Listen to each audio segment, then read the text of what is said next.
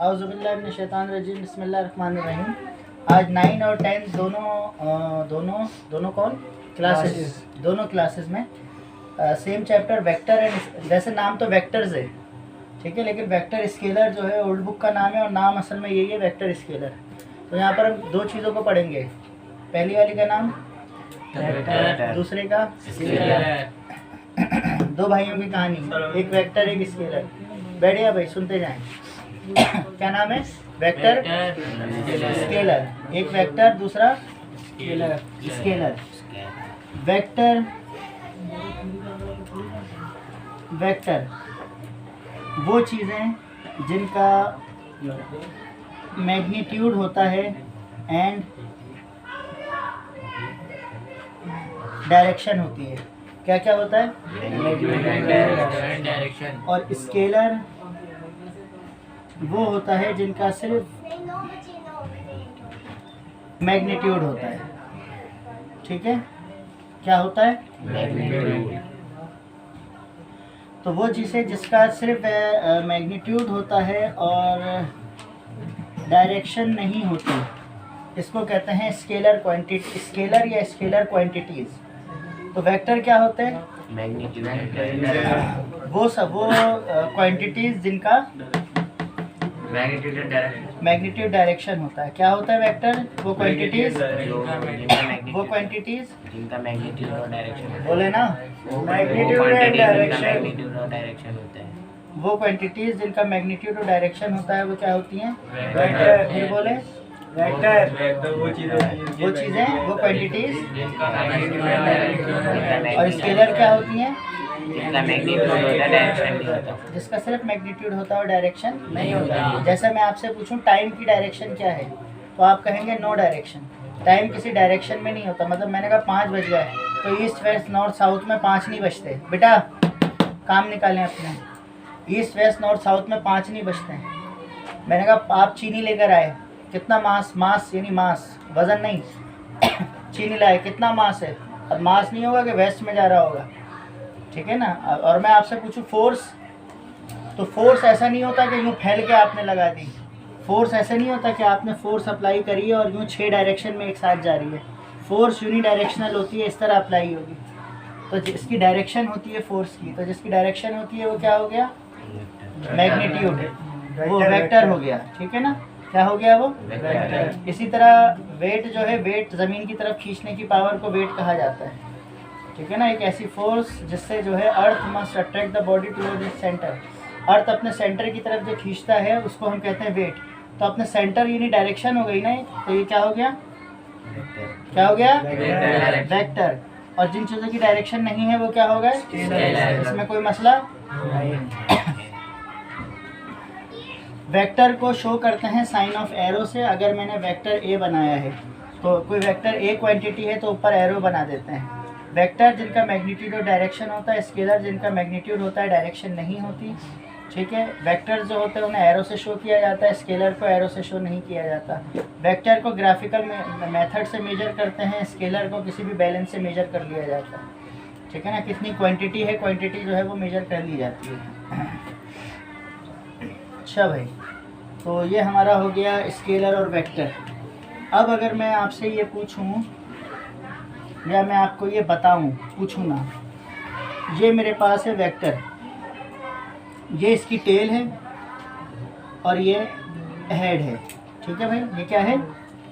और ये हेड। तो टेल को कहा जाता है इनिशियल पॉइंट। इनिशियल पॉइंट ये आपकी बुक में शायद नहीं लिखा हुआ, याद रखिएगा। टेल को क्या कहते हैं? Initial point. और हेड को कहते हैं टर्मिनल पॉइंट। ठीक है, क्या कहते हैं? Terminal point. तो एक हो गया इनिशियल पॉइंट और एक हो गया टर्मिनल पॉइंट। Terminal point. अब ये अगर कोई भी फोर्स है तो इसकी डायरेक्शन मैंने बना दी, ये डायरेक्शन है इसकी। ठीक है, अब अगर मैं आपसे पूछूं इसका वेक्टर का मैग्नीट्यूड कहाँ है इसके अंदर, where is the magnitude of vector, तो इनिशियल पॉइंट से लेकर टर्मिनल पॉइंट तक ये जो डिस्टेंस है, यानी जितनी लेंथ है हमारे पास वेक्टर के एरो की, इसको कहा जाता है मैग्नीट्यूड। ठीक है भाई, वेक्टर अगर इस तरह वेक्टर बना है तो यहाँ से यहाँ तक इसका मैग्नीट्यूड है, अगर वेक्टर ऐसे बना है तो यहाँ से यहाँ तक इसका मैग्नीट्यूड है। अब मैग्नीट्यूड क्या होता है? प्रेशर।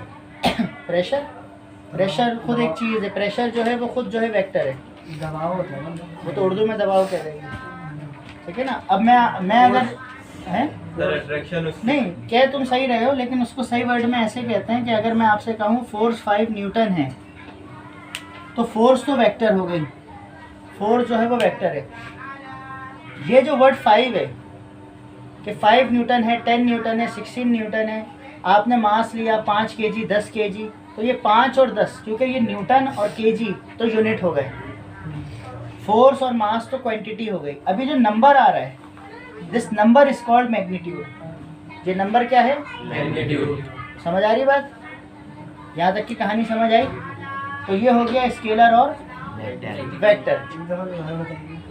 ये जो मैग्नीट्यूड होता है, अब आप मुझसे पूछेंगे ये वेक्टर कितना बड़ा है, तो मैं आपसे ये कहूँगा ये 5 न्यूटन फोर्स अप्लाई हुई है, तो न्यूटन तो यूनिट है ना, और फोर्स एक क्वांटिटी है। अब कितनी है?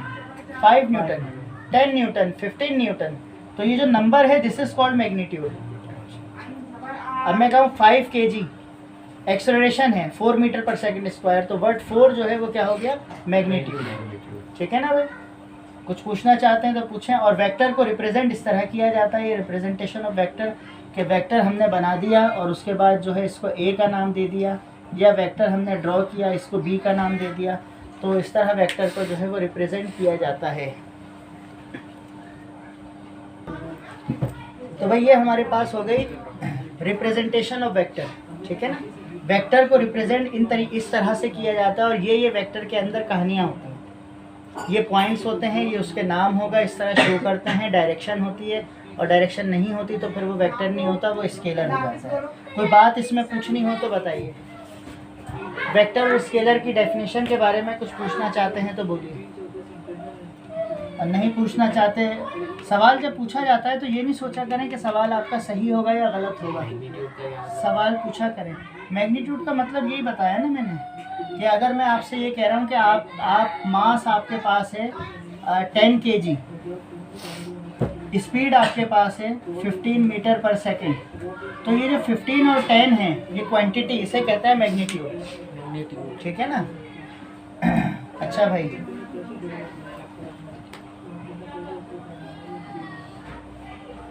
नेगेटिव वेक्टर, सपोज दैट ये मेरे पास कोऑर्डिनेट सिस्टम है, कोऑर्डिनेट सिस्टम, जैसे ये x है, -x है, ये y है, -y है, ये ओरिजिन है। यहाँ से एक वेक्टर मैंने a पास किया, कौन सा वेक्टर? a। यहाँ भी नाम दे सकते हैं, यहाँ नाम दे सकते हैं। ये मैंने ड्रॉ किया फोर्स 4 सेंटीमीटर का, ठीक है। तो जितनी लेंथ इस वेक्टर की है, अगर इसके अपोजिट डायरेक्शन के अंदर मैं एक और वेक्टर ड्रॉ कर दूं b, और ये भी 4 सेंटीमीटर का ही मेरे पास हो, ठीक है, बट इन अपोजिट डायरेक्शन, इसका नाम दे दें a का, इसको b का नाम दे दें। तो ये बिल्कुल इसके अपोजिट डायरेक्शन में है, बिल्कुल ऐसे ही कि ये पेन मेरे पास है, मैंने एक फोर्स अप्लाई करी यहाँ से और इतनी फोर्स अप्लाई कर दी यहाँ से, तो ये मूव होगा? नहीं होगा ना। तो दोनों फोर्सेस एक दूसरे को कैंसिल कर रही हैं। तो नेगेटिव वेक्टर जो होता है, जैसे ये वेक्टर a मेरे पास है और इसी की अपोजिट डायरेक्शन के अंदर मैं एक वेक्टर b बना दूं,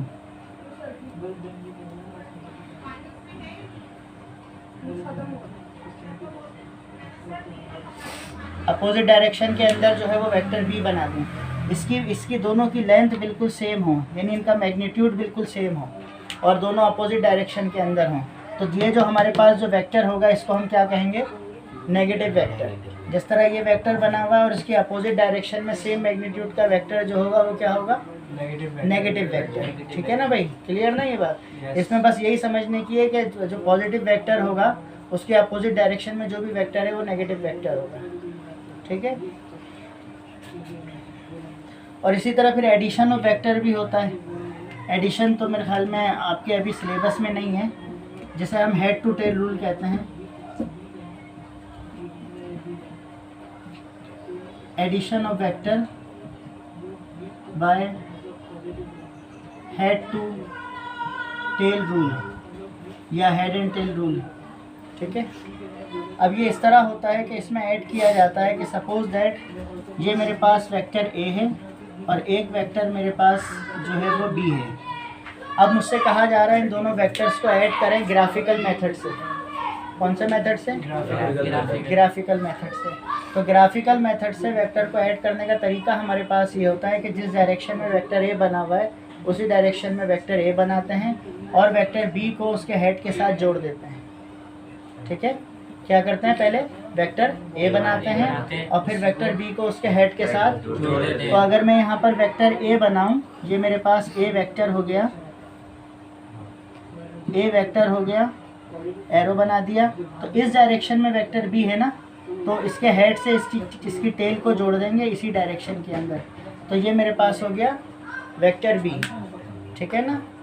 तो ये हमारे पास एडिशन करने का तरीका है हेड टू टेल रूल से, कि हेड को टेल से जो है वो कंबाइन कर दिया जाता है, अटैच कर देते हैं।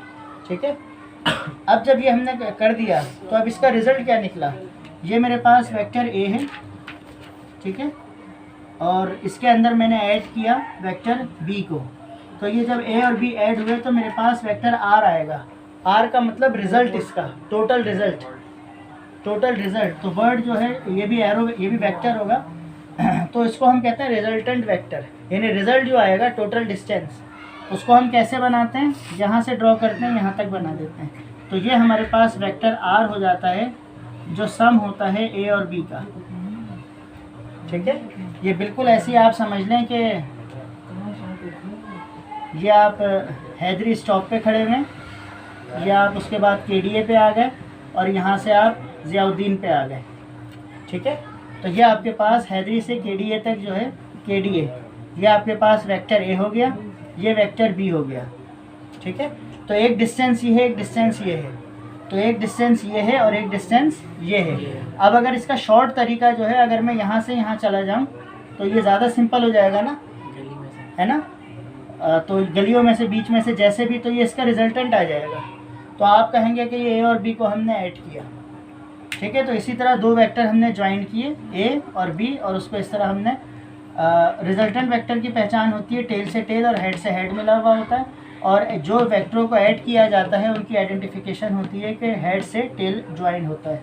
जैसे मैं अब आपको एक से ज़्यादा वेक्टर ज्वाइन करके दिखाता हूँ।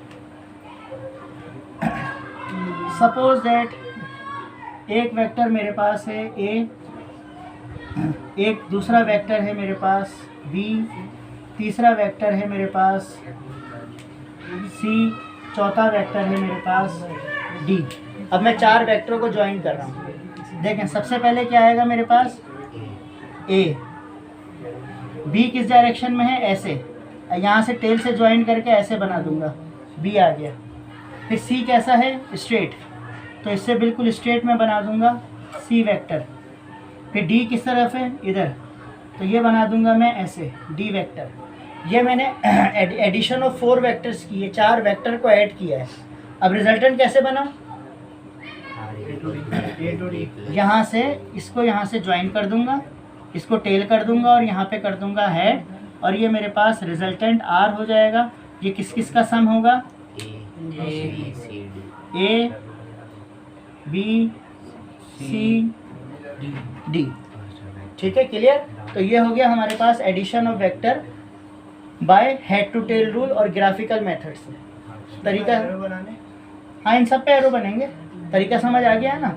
इसको फिर आप ऐसे लिख देंगे कि हमारे पास रिजल्टेंट है ए बी सी डी, और सब पे एरो बना दें। ठीक है ना। तो फिर बात अगर पूछना चाहते हैं तो पूछें ज़रा इसमें।